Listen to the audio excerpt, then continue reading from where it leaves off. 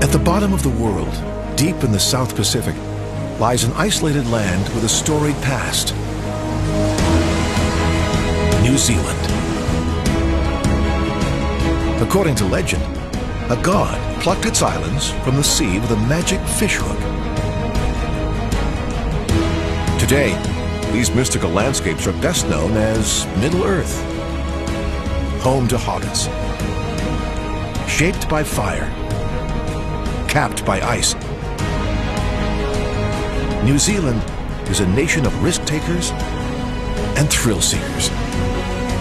It's where a leap of faith sparked a new pastime, and a little ingenuity saved a city. New Zealand is a place where people think outside the box, and where even a bike ride can be breathtaking. This young country is full of rich history and unspoiled beauty for those willing to travel all the way to the edge.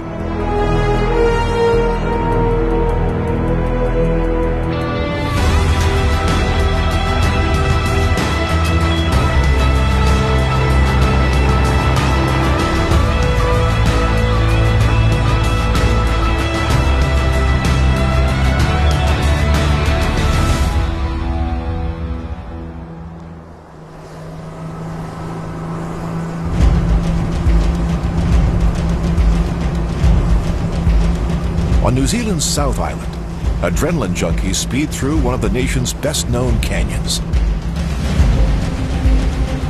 This boat carries tourists down the Shotover River through what's considered wild country. The adventure and the boat are vintage New Zealand. In the early 1900s, a local boy named Bill Hamilton dreamed of traversing shallow rivers that ran across his family farm.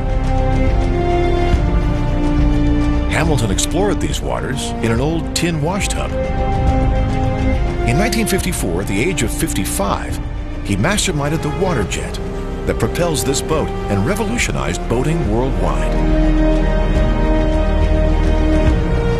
Hamilton's invention used a powerful jet of water rather than a propeller to move and steer. The technology allows this boat to make sharp turns in water as shallow as 3 inches and reach top speeds of over 100 miles an hour. Hamilton was eventually knighted for his ingenuity, which today lets people explore his hometown rivers New Zealand style.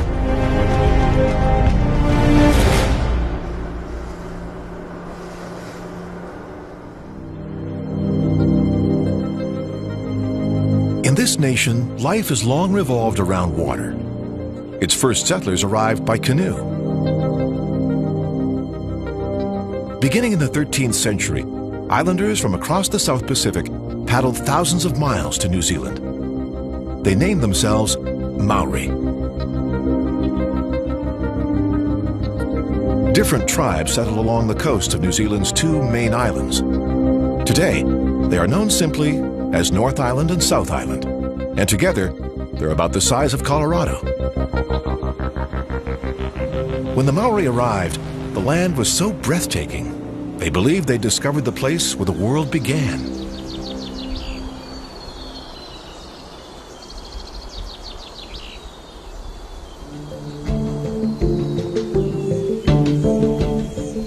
One of their most sacred spots is on the North Island, in an ancient forest of kauri trees, native to New Zealand.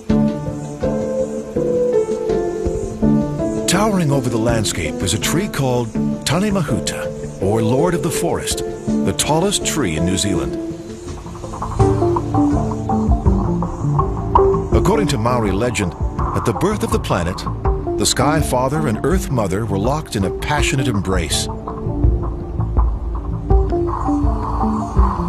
Their children, including their powerful son, Tane Mahuta, were trapped between them, engulfed in darkness. He pushed with all his might, and, as father separated from mother, light shone onto the world.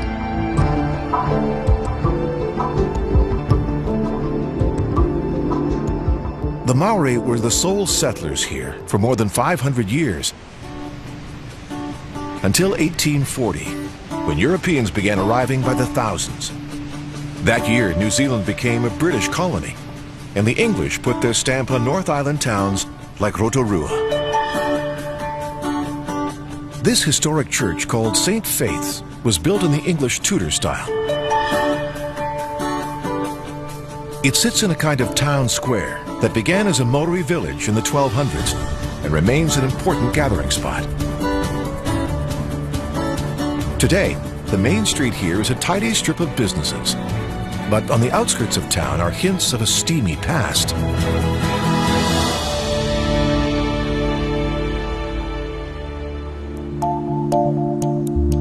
The city sits on the Line of Fire, a volcanic plateau that covers most of New Zealand's North Island. Deep underground, two shifting tectonic plates produce volcanic activity, which erupts in different ways at ground level. The energy produces a geothermal wonderland. Long before tourists came here, the Maori used the colorful mud for paints and dyes. They relied on the hot springs to cook, clean, and bathe.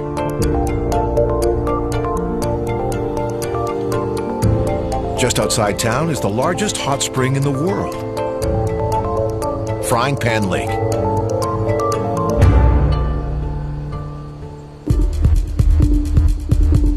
Its water temperature can reach 140 degrees, long believed to be too hot to sustain life.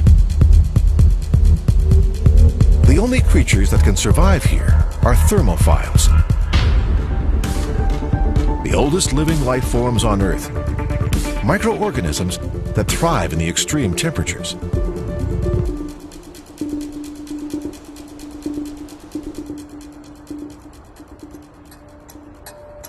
Today, volcanic landmarks like this cone are reminders of the dangers that lurk below. It towers over New Zealand's biggest city, Auckland, home to 1.5 million people. The metropolis was built in a volcanic field, 140 square miles made up of more than 50 volcanoes. Mount Eden is one of many cones or short-lived volcanoes in the area. The field is dormant now, but scientists are constantly monitoring it. They say an eruption is likely in the next few hundred years. The country's widespread volcanic activity stems from the island's location on the southwest end of the South Pacific Ring of Fire. 90% of the world's earthquakes and eruptions occur along this horseshoe-shaped zone, which surrounds the Pacific Ocean. Geologic activity deep below has led to volcanoes on the North Island and mountains on the south.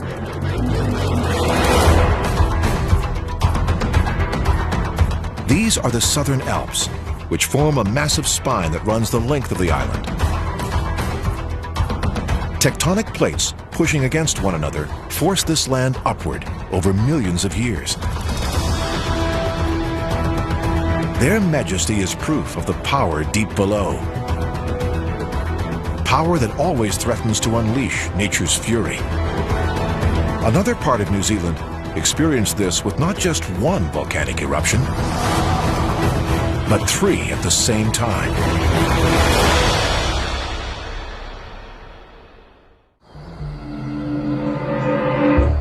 In the heart of New Zealand's North Island, tranquil surroundings hide an explosive past, caused by the Mount Tarawera volcano. In June of 1886, villagers awoke at midnight to violent earthquakes. Unbeknownst to them, they were living in the shadow of an active volcano. After 3 hours of shaking, they looked up in horror to see not one peak, but 3 erupting. The smoke and fire shot a mile into the sky. Shocked onlookers stood outside and watched. until mud and ash began raining down. Survivors ran for cover and hid inside these buildings to seek shelter.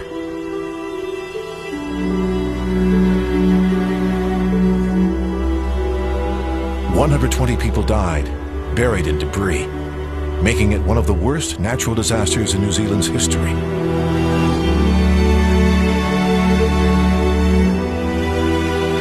Volcanoes will always be a threat in New Zealand, but today the country has a sophisticated warning system to try and prevent another major tragedy.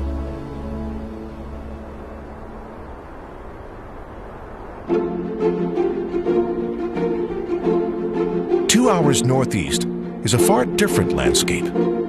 This is cow country, down under. New Zealand is the world's biggest dairy exporter, and the bulk of its products come from a fertile area called Waikato. Trucks pick up milk from local farms twice daily. Then they take it to sprawling factories like this one near the town of Cambridge. Inside, milk is tested, pasteurized, and processed, much of it stored in massive silos. Finally, the products are moved to ports where they're shipped to more than 100 countries and customers like Pizza Hut. The chain sprinkles all their pies worldwide with mozzarella made fresh from New Zealand milk. Dairy country is also where champions are made.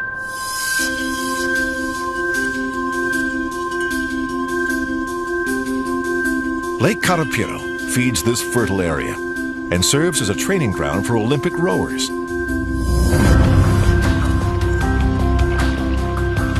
In 2010, this tranquil waterway hosted the World Championships of Rowing.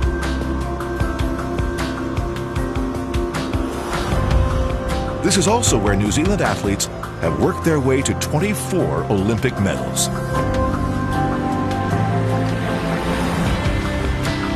Among those here today is Mahe Drysdale, who brought home gold in the 2012 and 2016 Games. He's also a 5-time world champion.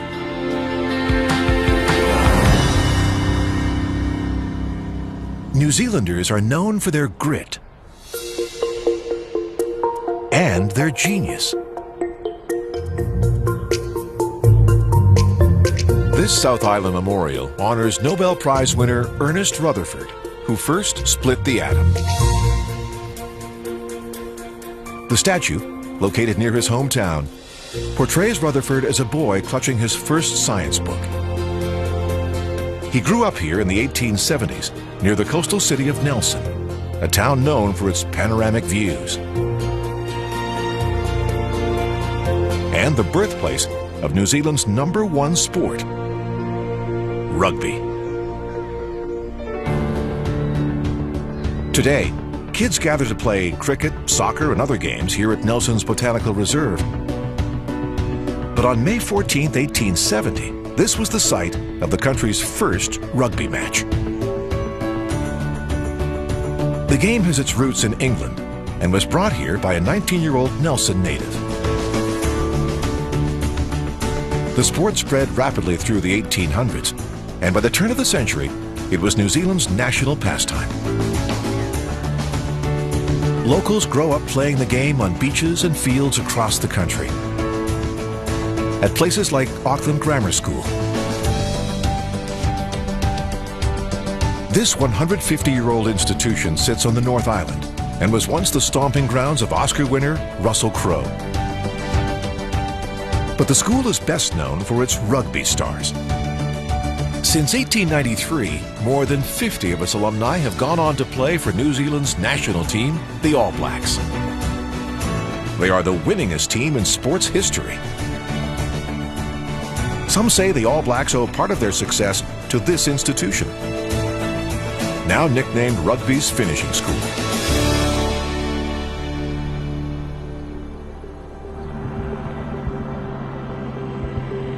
New Zealand is a nation of ambition, both on the ground and in the air. This biplane is flying over Canterbury farmland, where a contemporary of the Wright brothers made stunning achievements in flight. In the early 1900s, a South Island farmer named Richard Pierce built what looks like a flying bicycle. This replica stands near his hometown of Waitui,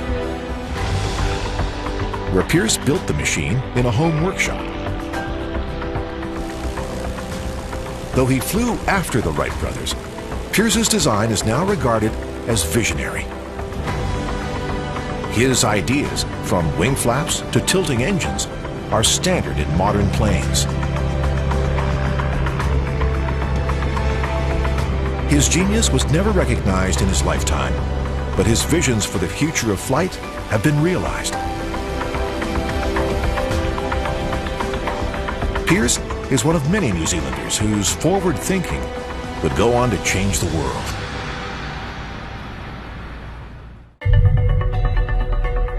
In the middle of New Zealand's South Island is the sprawling city of Christchurch, where one woman is credited with the world's first wave of feminism.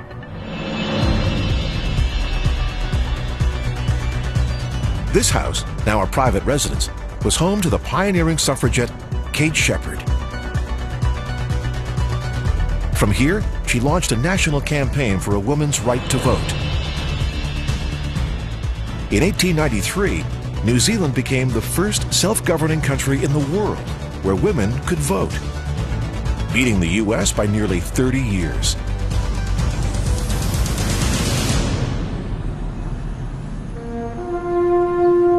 Another New Zealand woman is remembered here at Auckland Airport. Visitors taxi down the runway to the Jean Batten International Terminal. She flew onto the world stage in 1934, when she shattered the women's flying record from England to Australia. Batten beat the previous fastest time by 4 full days,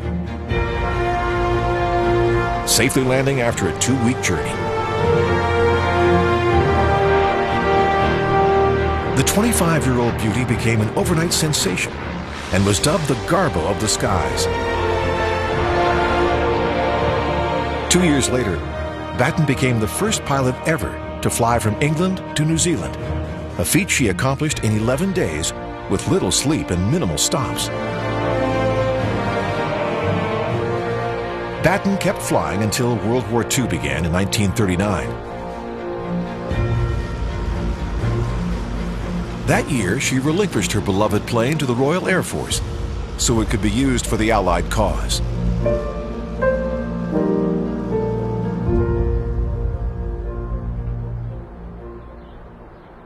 The men and women who served in that war, and others, are remembered today at the Auckland War Memorial Museum.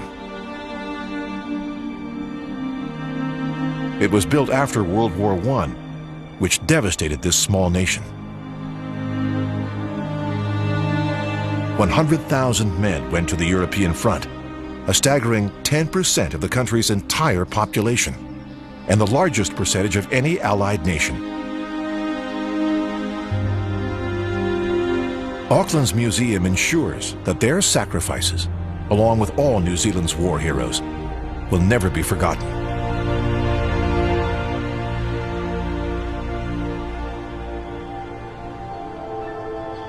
Less than 2 miles from the museum is the city's best-known landmark.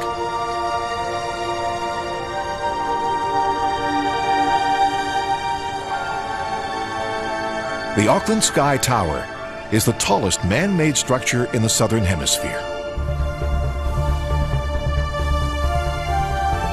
The 1,000-foot tower opened in 1997. It has 3 observation levels,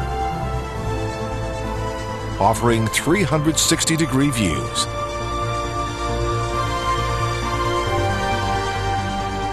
Brave souls can also take a casual stroll a quarter mile above the ground, tethered for safety.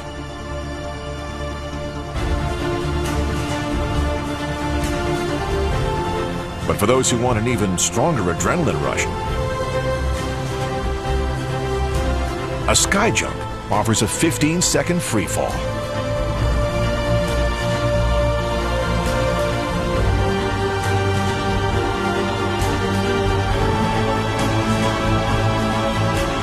And it only costs $160.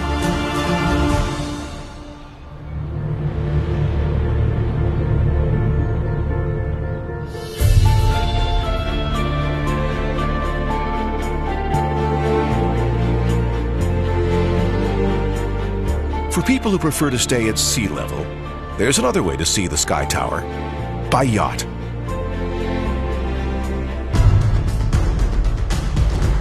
The showstoppers in Auckland Harbor are boats like this. Retired training vessels for the America's Cup.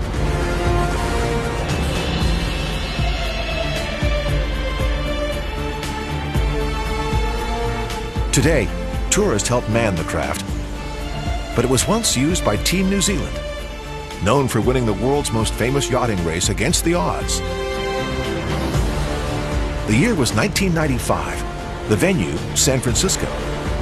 The U.S. had dominated the America's Cup for more than a century, losing just once in 144 years.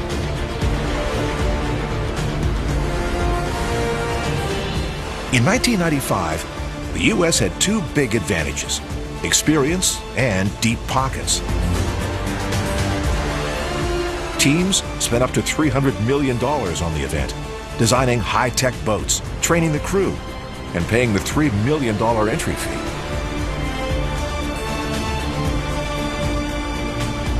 In San Francisco, New Zealand's cash-strapped team challenged the U.S. with a boat called Black Magic, and triumphed. They went down in history as the first non-American team to win and later defend the coveted cup.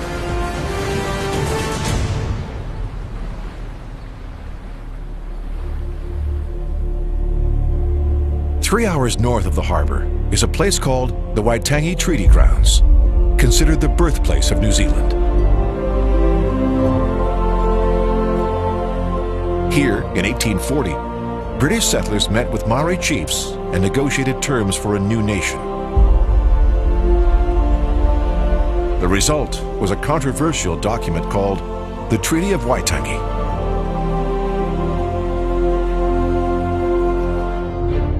Before Europeans arrived, the islands were divided among Maori tribes. New Zealand's shores were so remote that by 1820, only about 200 people had settled here, mostly from England, Scotland, Ireland, and some from the U.S. Few were willing to make the perilous 100-day journey and live in such isolation. But in the mid-1800s, Europeans looked at this land with new eyes. England annexed New Zealand, and British immigrants flooded in, seeking a better life. The treaty was meant to unify the Maori and the British Crown, but it was neither ratified nor followed.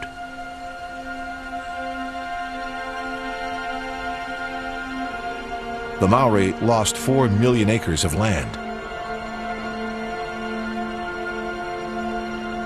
In the 1970s, under public pressure, New Zealand's government began working to restore Maori treaty rights, a process that continues to this day.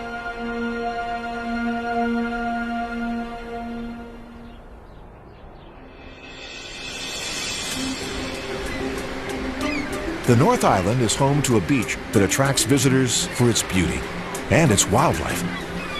This is Muriwai, where volcanic deposits have left behind black sand.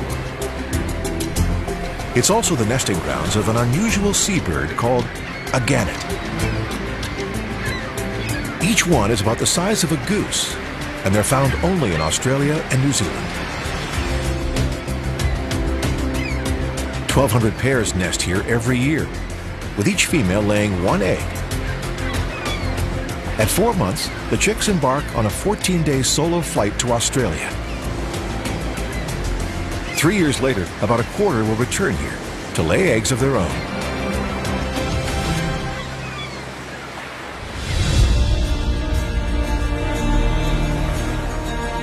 An hour down the coastline, is another black sand beach famous for being on the big screen. Movie buffs may know it from the Oscar-winning film The Piano,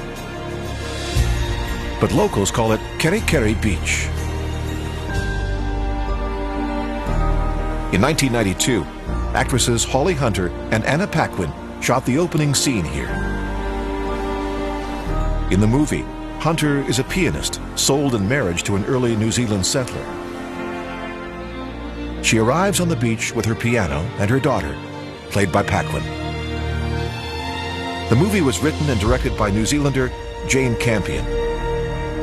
The film went on to win 3 Oscars and launched a new chapter for this country as one of Hollywood's favorite film sets.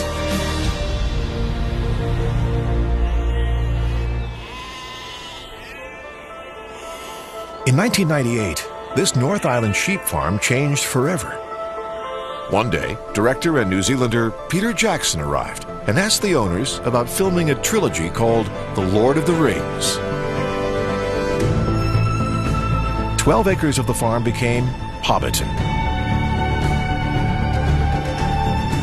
home to Bilbo and Frodo Baggins, along with their fellow hobbits.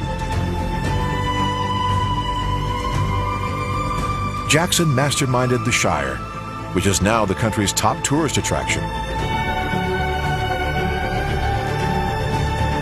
He filmed all 3 movies in New Zealand, and today visitors can still follow in the footsteps of Frodo's epic journey.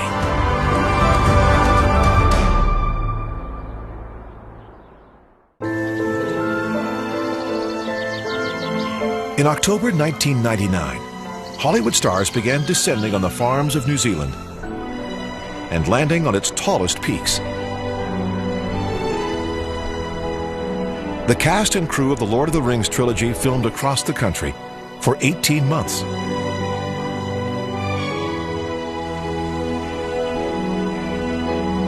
Director Peter Jackson did something unprecedented by shooting all 3 movies here simultaneously.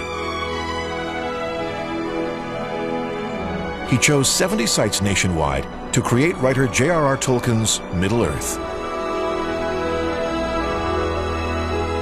For the climax, Jackson flew his actors to the top of this active volcano, where Frodo destroys the ring and saves the world.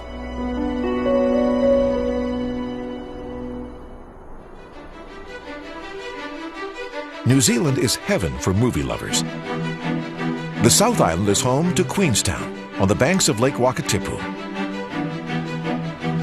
where this steamboat made a cameo with Harrison Ford. The TSS Earnslaw appeared in the 2008 Indiana Jones movie, the 4th in the famous franchise. Built in 1912, the Earnslaw is the only coal-fired steamship still operating in the Southern Hemisphere. The ship has ferried passengers across the lake for more than a century, including the Queen of England and President Bill Clinton. But her passengers weren't always so glamorous. Before modern roads, the Earnslaw was the main form of transportation in this part of the island. She moved goods, people, and livestock to farms on the south end of the lake, including this picturesque sheep farm. Walter Peak High Country Farm extends 64,000 acres into the surrounding hills. Visitors line up to tour the property, home to 18,000 sheep. Merino wool is the softest sheep wool and a top New Zealand export. But livestock didn't work out for one local who saw better opportunities with gold.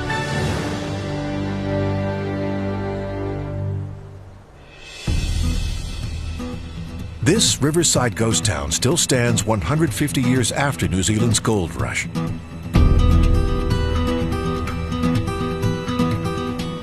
In 1862, farmer William Gilbert Rees watched prospectors flood in, hoping to get rich from gold in the nearby Arrow River. But food and supplies were sparse, and many miners faced starvation. They turned to Rees, whose farm became the city of Queenstown, now a lakeside town of 30,000. Rees threw himself into helping the miners. He had the only boat for miles and transported supplies along with gold in and out of the area. The gold rush ended 150 years ago, but it left a permanent mark on this land.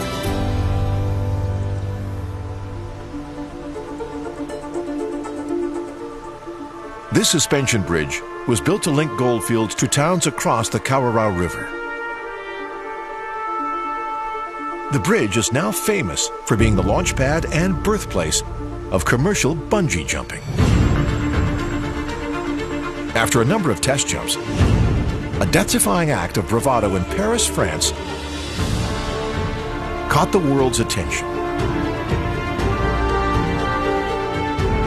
In 1987, a New Zealander named A.J. Hackett leapt off the Eiffel Tower attached to what appeared to be a giant rubber band.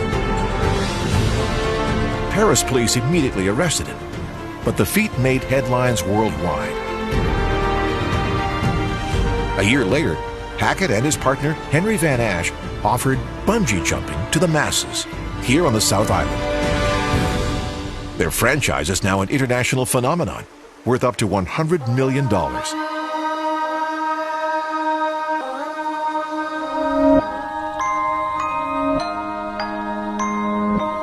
New Zealand has a reputation for offbeat pursuits, and one of its latest inventions is this ball rolling, now a fixture on the North Island.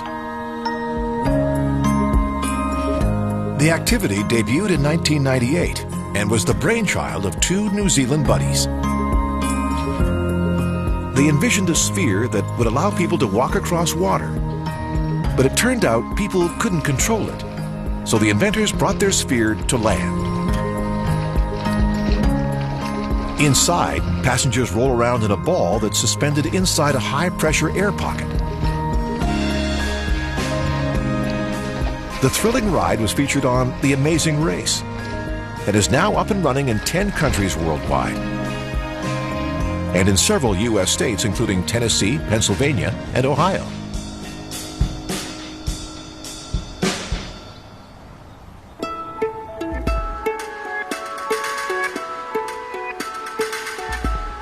New Zealand adventures often take people off the beaten path. A popular pursuit here is biking along its national cycleway, a network of trails that stretches across both islands. These great rides encompass more than 1,500 miles of trails. Many bike trails follow old abandoned train tracks, left over from the early 1900s, the golden age of the New Zealand Railway. Today, one of the few train trips still in operation is the Transalpine Railway. 200,000 passengers ride this train every year. Between Greymouth in the west and Christchurch in the east.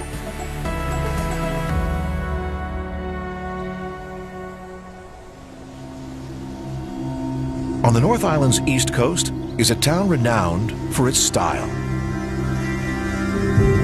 This is Napier, a city held up as one of the finest examples of Art Deco in the world. The pristine buildings and streets were rebuilt in 1931 after an earthquake devastated the region. But the town recovered, thanks in part to an event they call Art Deco Weekend. Today, locals are preparing for the event, which features classic cars, parades, and musical performances. In 2011, New Zealanders faced another devastating earthquake, this time in the most populated area of the South Island.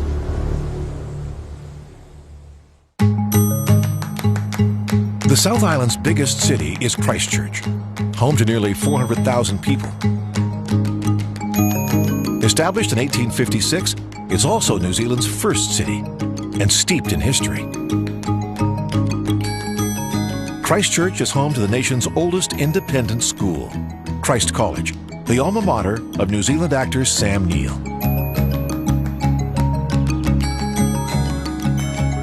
A few miles away is St. Andrew's College. It was founded in 1917 with just 19 students. Today, graduates include rugby stars, members of Parliament, and TV personality Phil Kogan, host of The Amazing Race.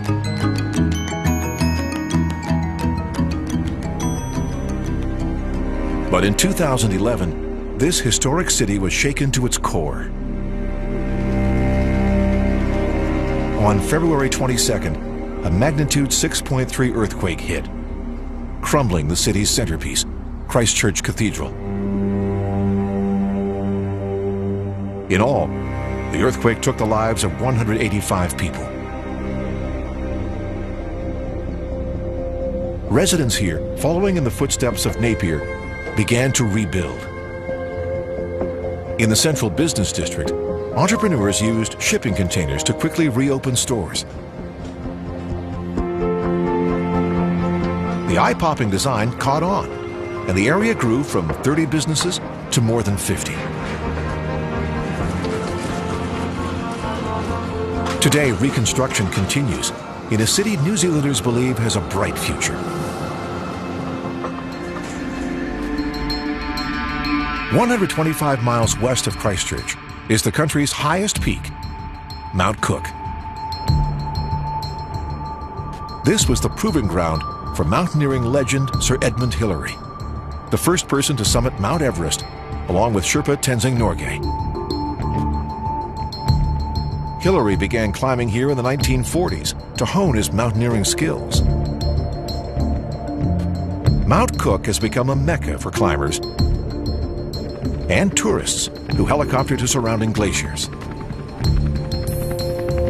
To summit, mountaineers climb 10,000 feet, a vertical rise comparable with the world's highest peaks and making it an excellent training ground. Adding to the treacherous climb are snow, ice, and unpredictable weather. The area lies in the path of piercing winds known as the Roaring Forties, named for their latitude. More than 200 climbers have lost their lives on these unforgiving slopes.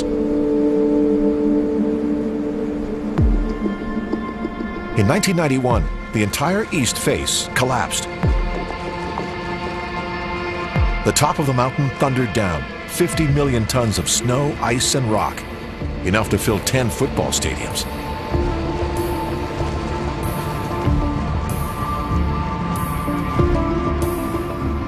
The debris roared into the valley below at speeds exceeding 250 miles an hour. The wave of destruction narrowly missed a group of climbers, including the legendary guide Rob Hall. Tragically, he died 5 years later on Mount Everest, an expedition recounted in Jon Krakauer's best-selling book, Into Thin Air.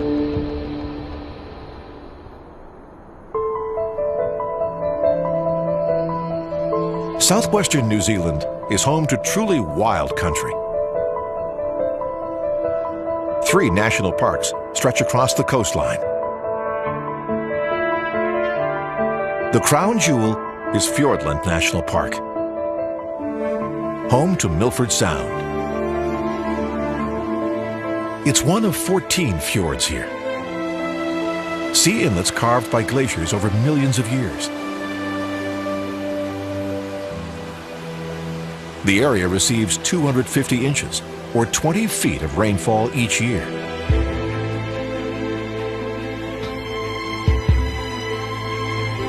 The rainwater feeds the surrounding rainforest and the sea below, where wildlife thrives. It's easy to see why author Rudyard Kipling called this the 8th wonder of the world.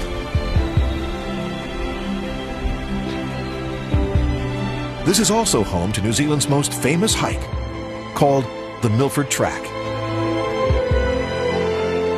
The 33-mile trail starts inland and stretches to the Sound. It was first forged by the Maori, who crossed this terrain in search of precious gems.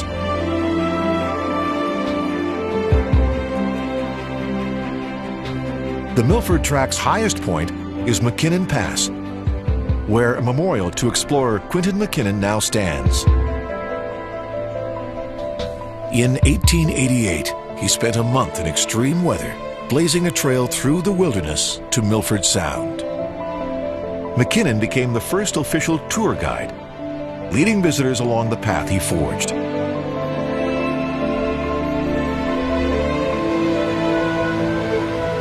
"7 miles away from the pass is Sutherland Falls. Fed by a mountain lake, the water plummets 2,000 feet. A display some hikers say is the highlight of the entire trek.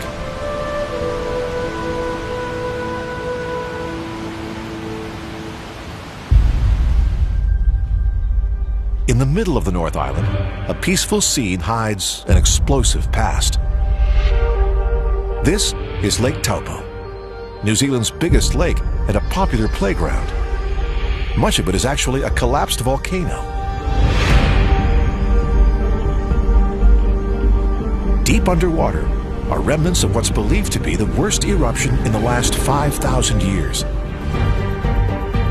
Experts say it was 1,000 times more powerful than the eruption of Mount St. Helens in 1980.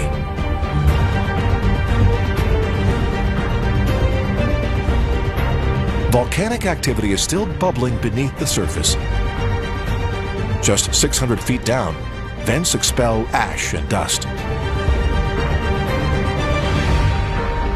The only protection from the next catastrophe is a Maori carving of an ancient navigator, etched here to prevent another eruption.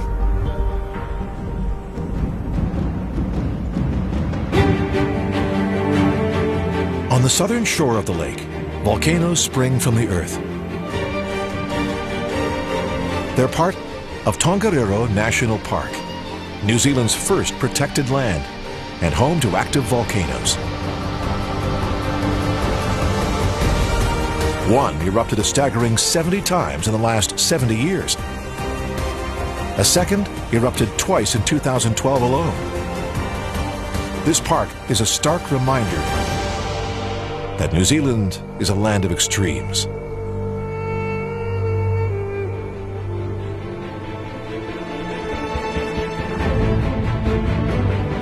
A place where fire clashes with ice.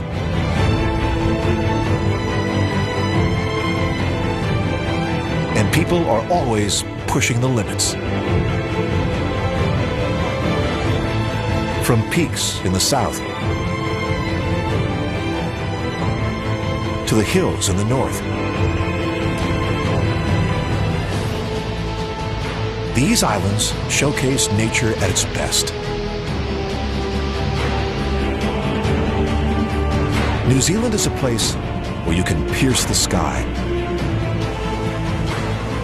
and swan dive into adventure. This is a country of dreamers and doers. A small nation with a mighty heart, beating at the bottom of the world.